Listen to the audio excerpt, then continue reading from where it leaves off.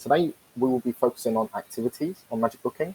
Now, it's going to be covering creating activities, some general tips and tricks that you may not know that you might find out today. And in general as well, if you've never created activities, then today will get you right on that path. I'm just going to share my screen from my end. And just to let you know, everything today that we are going through is being recorded and it will be sent off to you after today's online refresher. Right at the end of our session today, which will run for about half an hour, there will be a question and answer session. I'd just like to let you know, with the question and answers, you can ask any questions during the refresher. Just use the questions that you'll find on the left-hand side of your screen. You can ask any question from there. I will see them all, but then right at the end of the refresher, I'll be able to go through all of those. Just as well, we also, on the left-hand side, have a section for handouts. And in that section, there is a user guide for creating activities. So we highly recommend accessing that link after today's training just to get some more insight onto any activities. So now what I'm going to do, I'm going to start by showing you from the admin side, but I'm also going to show you today the activities from the front end on the parent side, just so you can get a visual idea of the different sections that are affected from the activity setup. So just to begin today, we'll be going from the admin side. Now, you will create all of your activities from the new version of MagicBooking, and specifically, you'll find it under the activities section. Now, today we're using our MagicBooking side to go through the activities. So you will notice there's quite a few test activities here. Now, depending on how many activities you may have already, if you don't have any, to create a new activity, in the top right-hand corner here, you've got the Create New Activity button. Now, by clicking this, it will show you a step-by-step process to create your activity, and it will give you a bunch of settings just before you begin the process. So on the first page to create your activity, you will see all of the details. This is where you can add some emojis to personalize your activity a bit more, give it that good look and feel on the parent side. You also have obviously the activity name in the center. So for today's activity purpose, I'll be going through a breakfast and after school club example. And so I'll just put the breakfast after school club for my activity name. For my center, I will then choose which center I'd like to assign this activity to. Now, this could be depending on how many centers you have. It could be for one, it could be for multiple. Now, in the case, you would create it for the one, and then we can duplicate it afterwards. But just so I don't get ahead of myself here, I'm going to choose one center that I'd like to create activity for that I know is definite. So I'm going to choose Bridge Kids in this case. And then I can choose my activity type. Now, with the activity type, there are many different ones you can choose from, and they all work different in the system. So just to show you exactly how each activity type works, the individual sessions, this will be for your ad hoc booking types, and this is the most flexible for parents. So every single parent that books with the individual sessions, they'll be able to select any sessions that they like between a date period that you set, and they can choose any sessions between that time. Now, kind of linked to the ad hoc sessions is also the recurring booking sessions. This would be very similar to the ad hoc, the only difference being parents will select their days that they'd like, and then it would book that day on a recurring pattern during the time that you set the activity for. Okay, so if you're running the activity from September to December, for example, and a parent maybe wanted Monday, Wednesday, and Friday sessions, it would book every Monday, Wednesday, and Friday between September and December. Okay, so basically, for the duration of your activity, it would book for that whole time period.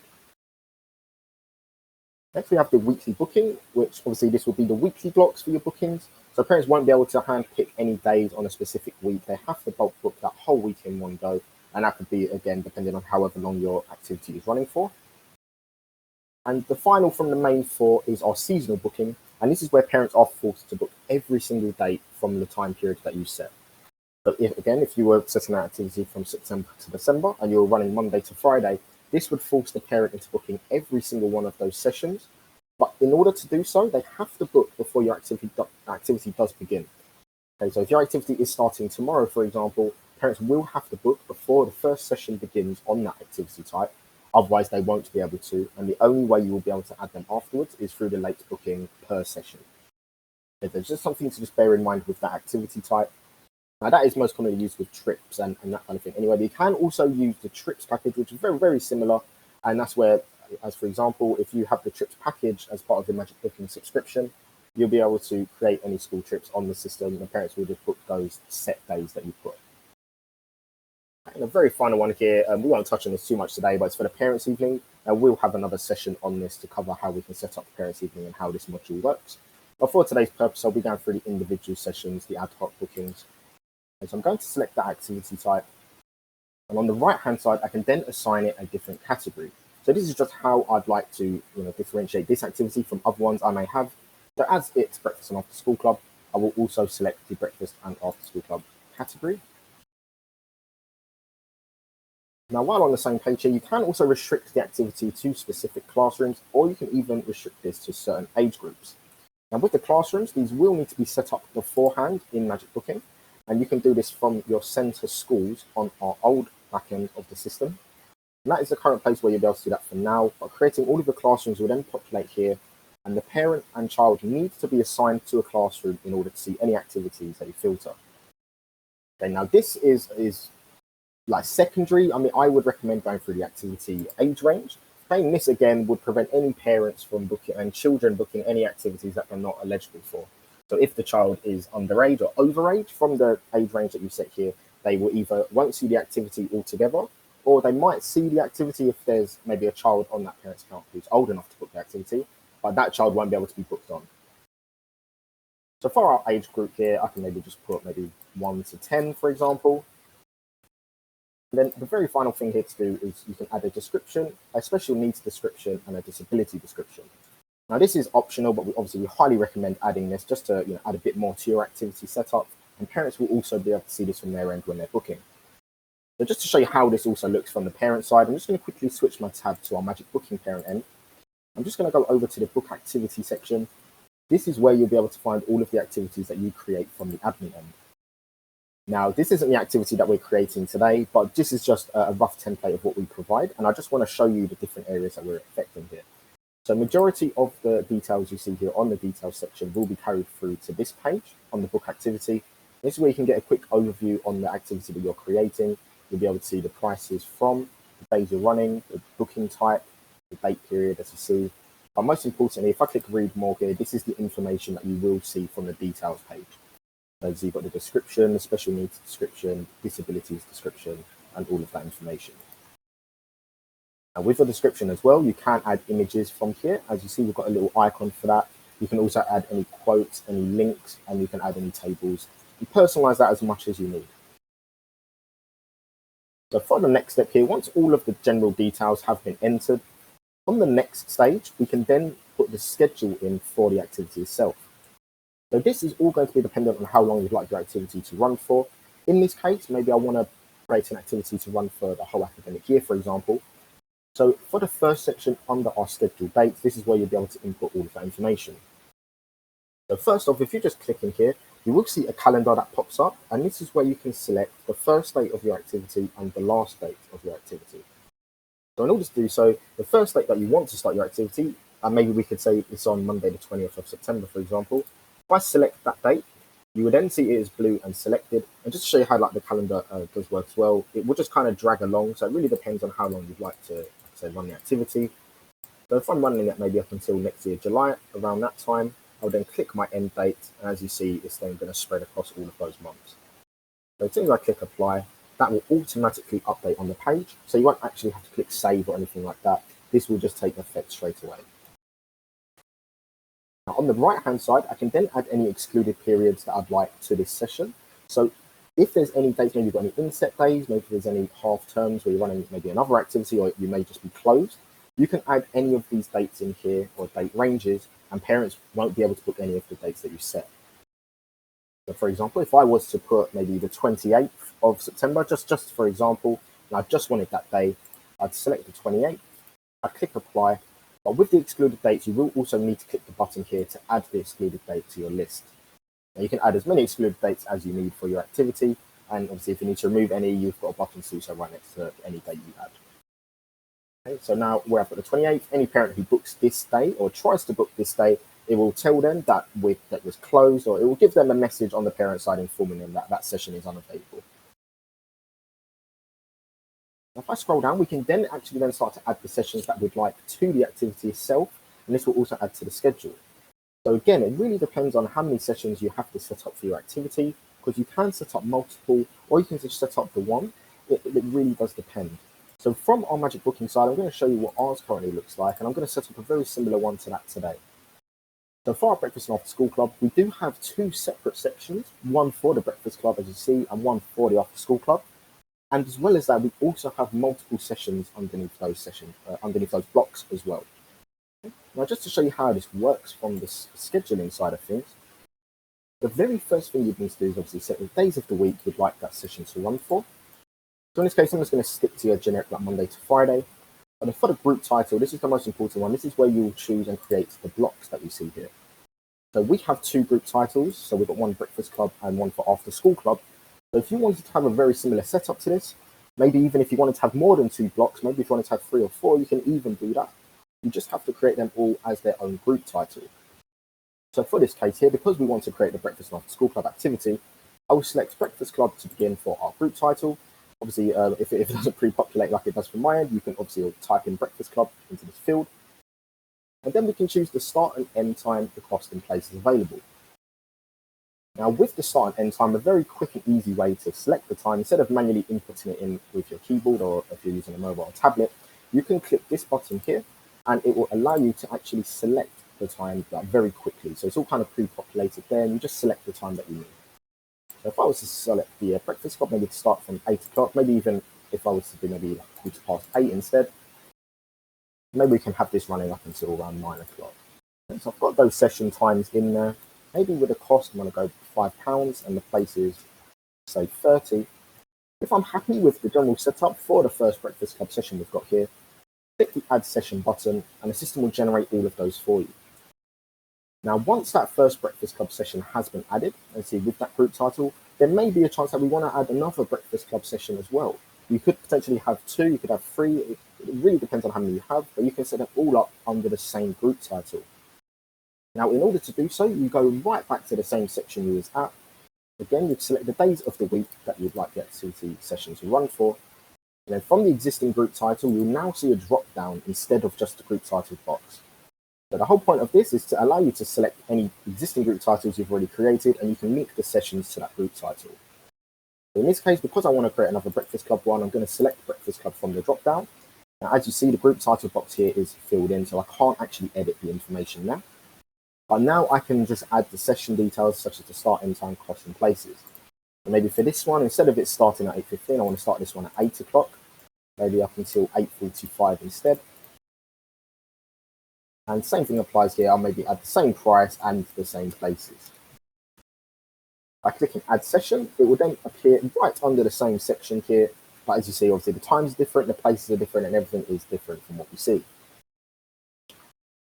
Now scrolling up, I will add the after school club, which is going to be slightly different because where we've added all of these sessions to our original group title, we now want to create another group title section for the after school club.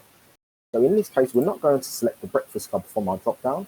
We're going to select other, and this will then allow us to create our second block. So for this one, I can then put after school club, for example, and then we can then choose the start, end, cost and places. But there is one field here that I haven't forgot to mention, which is the custom label. And custom label will appear on the parent side here instead of the time. So if you did want to differentiate any of the sessions, maybe if you had a late afternoon session or an earlier afternoon session and you wanted to just highlight the name, the differences for the prices and that kind of thing, you can add the custom label and it will appear here for parents to see. So they won't see the time on this page, but they will see exactly what that session is labeled. So that is optional as well, so you don't have to add a custom label, just like we're doing here. I'm not going to add one in this case. But with the after school club setup, I will then choose the times for this one. So I'm going to quickly just input from 3:30 to 5 o'clock for this one. Maybe for this one where the cost is increased, I'll say £7 and also 30 places. Okay, so just finally there, so I've got to select days of the week.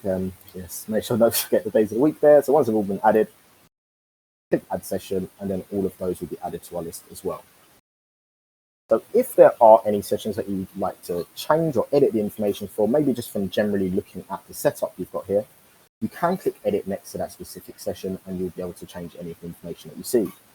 So if I wanted to change the 8 o'clock to 8:45 breakfast club one, for example, and maybe if I wanted to change them for the whole week that is running, I can click edit next to that session I will have a form presenting me with all the information I was already set up. And from here, I can then amend the info that I need. So maybe maybe I made a mistake on putting the session cost. Maybe I wanted to make it £4 instead of £5. But I can update this session as you see here. But just so it can apply to all of the other days of the week, I can also click this similar sessions and click save. And that will update all of the sessions that we've just created for that group title. So all of my 8 to 8:45 sessions, as you see, have now changed to £4. Just the final part here is to add any special days. And if that was something that you did need to add, maybe if you were having a half day for whatever reason, you didn't want parents to book this session, or maybe if you wanted to change the price of one of the sessions, you can add a special day which will apply to just that specific session. You can choose the day that you'd like that session to be edited, okay, or different for parents when they're booking. Maybe if I wanted to change it on the 4th of October, I can make this day unbookable by clicking this tick box. So if any parent wants to book on the 4th of October, it wouldn't be allowed. Or I can just change the session start and end, session cost and places, and when the parent books it, they'll see these session times instead. So you can add as many special days as you'd like for each of your sessions, but that is all down to you if you'd like to add that. So on the next step here, we then come to the finance section, and this is where we'll be able to actually set the different payment methods that we're currently accepting for our activity, and we'll also be able to add any weekly discounts or sibling discounts. So any weekly discounts that you'd like to create from this area, you can do so from the weekly discount box here. Just simply tick, add the percentage discount you'd like to add, and then if parents do book for a week, they will get the discount that is applied here. So I've maybe put 10% for the weekly discount in this case. And with your sibling discounts, they will all appear in this kind of list that you see. But in order to actually create any sibling discounts, if you haven't done so already, that can all be created under finance and sibling discounts. Now, any sibling discounts you create from that area will appear here, and you just switch the one that you'd like to have active on by clicking this kind of switcher. Now, there is also an area here to add any deposits. So if you did want to get money beforehand from the parents, and maybe so they can put a deposit down for any activities that might be starting later on, you can enable deposits. You can select your deposit type, if that may be a flat rate that you want to charge parents or a percentage of their booking. You can then enter the deposit amount. So maybe I want to put a £10 deposit, and also the deadline before the activity starts. So this is up until what point they need to pay that deposit. Otherwise, they will just be forced to pay the session cost from the get-go. So you can set up this, obviously, if you feel the need, you want to as well. But in this case, I'm not going to add the deposit for this activity setup. I'm just going to go straight to here for my payment methods. And this is where I can choose which I'd like parents to pay with. So most commonly, parents will pay with card and childcare vouchers. Those are the most common two that you will see in the system. The payment methods do work slightly different, with your activity setup. Card will be asked by parents at the time of booking, and that will need to be paid at the time of booking. There's no way that parents will be able to book if you have card payments accepted, and they can't book and not pay. Okay, so they will have to pay within a certain number of time that you can set from your settings. After that certain amount of time, the booking will automatically cancel if the parent has not paid. Okay, so that is the best thing to do with the card payments, and obviously with any childcare vouchers or standing orders that you receive from parents, they will need to be manually reconciled into the system, and again, that can be found under finance reconciliation. For this case, I'm going to select the payment methods that I'd like parents to use for this activity. So I'll select card installments, card and childcare voucher installments in this case. And once I click next, we then come to the next section in our activity setup. And this is if you want to automatically send the register to your certain recipients. Now, all of the recipients that you have in this email will receive the register daily, and that will send at 12 o'clock in the evening, and it can also be sent at your chosen time. Whatever time you set within the register time here. Again, I highly recommend clicking the right-hand side so you can actually do the scroller for the dates. It's just much easier instead of typing it yourself. But let's say I wanted to have the register sent every day at 1 o'clock as well as 12 o'clock in the morning. I'll put 1 o'clock here. I will put the name for the register that is going to send automatically. So in this case, I can just maybe just put register. And for the recipient, it will all be dependent on who you'd like to send the register to. Now, if the recipient that you put in this list is already an administrator in MagicBooking, when that recipient receives this automatic email, they will have a link that they can access, and that will allow them to log in with their MagicBooking account, and they'll get access to just this register. Now, if you had any recipient emails here that were not in the system, that were not MagicBooking administrators, They will have their own link that they can access, an external link, and that is going to be just a read-only format of the register. So any of those people that are assigned without a MagicBooking account, they won't actually be able to check in or check out or do any of that from their end. They will only see the read-only format. So if you would like them to also check in and check out, you can set them up as an administrator on MagicBooking, and they'll be able to log in and do the registers from there. From here, it really depends on obviously the emails that you'd like to add. You've got a full long list here, so you can actually add more than 5 you see here. You can add another register one afterwards if needed. Okay, but in this case, I'm just going to add my email really quickly. So if I'm happy with like the whole register setup here, just click add. Let's see, register added successfully, and all of the details is then at the bottom. So if I did want to add some more register recipients, you can just keep going. You can add as many emails in one go as well, and they'll all be added to your bottom here. Now, the next step is the settings, and this is where we can put some booking notice periods in place and also give parents the ability to cancel any sessions. Now, this is going to be all dependent on your activity setup and if you would allow parents to do this. But the general activity settings here, there are 2 other ones that you can potentially use. The first is bookable by admin only, and with this activity, with this setting type, this will prevent the activity from being booked by parents. You can only book parents for this activity if this is active using Connect As. So you will see Connect As when you're using the system. You have to go into Connect As, and the whole booking process will be exactly the same as parents do. But that will prevent parents from seeing the activity itself. So we do highly recommend putting it on bookable by admin only if you did need to maybe make any small adjustments to your activity without parents booking it while you're making those changes. So that is a really good way. Instead of turning it offline, you can just put it bookable by admin only, make any changes, and then switch it off. And parents will be able to book from then on. The other here is for approval, and that is if you would like to approve any bookings that you receive from parents. So what will happen when this is active, any parent that confirms their dates they want from the parent side, they won't be asked to pay anything when they get to checkout. They will just quickly approve the activity. And that will send through a request to you, and you can then choose if you would like to approve or deny their request. So it will all pull through to the advanced search bookings under approval. And from that section, like I say, you'll be able to view all of the dates that parent has chosen. And you'll also be able to, like I say, reject or accept the booking, in which the parent will automatically get an email telling them the chosen choice. Okay, so if it got accepted or rejected, the parent will be automatically notified. Now, the most important 2 from this step here, we've got allowing parents to cancel the date and also to generate a credit note on cancellation. Again, like I say, this is completely down to if you would allow cancellations for parents. If that was something you did allow, you simply just select the allow parents to cancel. And I, again, would also, if you wanted them to get their money back for any sessions that they cancel, even if you have a cancellation booking notice in place, you can still generate a credit note as long as they cancel before the time you set here. So I would also recommend putting this on if you would allow parents to get their money back, instead of you having to refund them on the system yourself.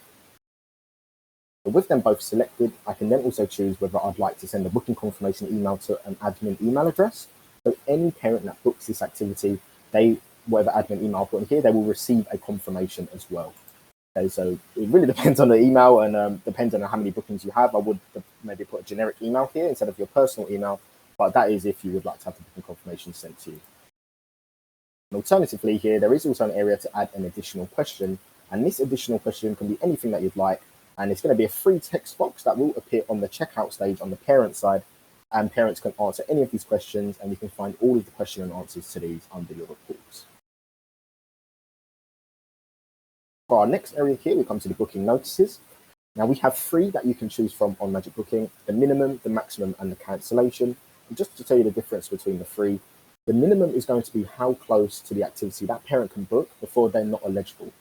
So if I was to set one day, for example, and I had a session starting tomorrow morning at 9 o'clock, because it's currently around 10 o'clock now, that parent won't be able to book this session. It will inform them that they're out of the notice period. Okay, so this just makes sure parents does book before the activity starts, and this gives you enough time as well, and the parent enough time to make the booking. Now, the maximum booking notice is the other way around. So if you don't like parents booking too far in advance, you can also set something in here, maybe a 2 months, for example. So if the parent wanted to book more than 2 months from today's date, they will not be able to. The system will also show them they're out of the notice period. Now, with the maximum, obviously, that would, again, be a dependent one, because that would depend on if you don't want parents to book for a long duration. If you are accepting installment plans and those payment types, it is recommended to maybe leave the maximum booking notice off unless you really needed to add it. And finally, with the cancellation booking notice, this will be how long parents can cancel sessions before one of your sessions begins. And this will also take into effect the credit note that gets generated. If I was to also put 1 day for my cancellation booking notice, parents will have to cancel 1 day before that session starts in order to generate a credit note and get their money back. If they were to cancel within, inside the 1 day that we've set, they will still be able to cancel the session, but they will still be charged the full rate. Any other cancellations, if you in that situation where you needed to generate a credit note, it would then have to be done by an administrator from the admin side. The final section here to cover on our settings is the different parent groups. The parent groups can be created in the system, and you can assign specific parents into a group, and you may also want to add discounts to specific groups. So what this would be, if you've got multiple groups, and maybe if you've got a parent that is assigned to 2 groups, that parent will always get the lowest rate that is applied. So if, for example, myself, if I was in the public group by default, and maybe also in the best parents group like we've got here, the best parents group here has got a discount on it. So if I was to be in both groups, I will get the discount from this group because I am in this one at the moment. Now, if you didn't want any parents to get any discounts, you just wanted everyone to get the full rate, your public group will always have the full rate applied. So I recommend just selecting that one, and that will just restrict the activity to any parent that is in this group. And with that selected, if I click next, on the final section here, just before we publish our activity, we've got a quick review. We'll be able to recap anything that we've just done through the whole booking process. We'll be able to see what it also looks like on the parent side. And just finally, we can also change the published date and time. So this is all going to be down to when you would like the activity to obviously go online for parents. You can set times in the future, and then it will come online at the time and date that you've chosen. In this case, I'm going to just leave it for right now because I want this activity to go online. So if I click publish, we have a quick confirmation. We accept the date and time, yes. And upon clicking that, we'll be redirected to this section here, which will be the activity. This is what the general activity will look like when you go to edit it afterwards. But as you see, the activity says deactivate. So now we know this activity is currently online. And parents now, if they have already registered and they are logged in, they will be able to book this activity. So just to show you how we can actually find this activity as well, if you go back to the activities section, if the activity was offline, you can find it by clicking this include unpublished activities button. And that will then show you all of your activities that have not been published on your activity list. So as you see, we've got many different ones on our MagicBooking test server here, but as you see, a lot of them have not been ticked on the published side here. So if you did need to put any of these activities online, you can either click into it to view the activity and switch it online, or you can just click the publish tick box here, and that activity will then automatically go online. Now, if I untick the include unpublished activities now, you'll see the activity I just switched there, the after school club has now been added. And as you will also see the breakfast and after school club that we created. So from here, if I did then want to add it to different centres as well, because we've only added this for Bridge Kids, I can also click this duplicate button and I can enter a different title for the activity and add the different centres as well. And this is where you can do everything in one go. So if you would like to add it to multiple centres you may have, you can choose all of them from here. Maybe I can add the same activity name as well. And once I click save, it will then add this exact activity setup to all of these chosen centres. It's a very quick way, instead of manually creating it every single time, you can do everything there in one go just by duplicating the activity. So other than that, really, that is pretty much the main general principle with creating your activities on MagicBooking.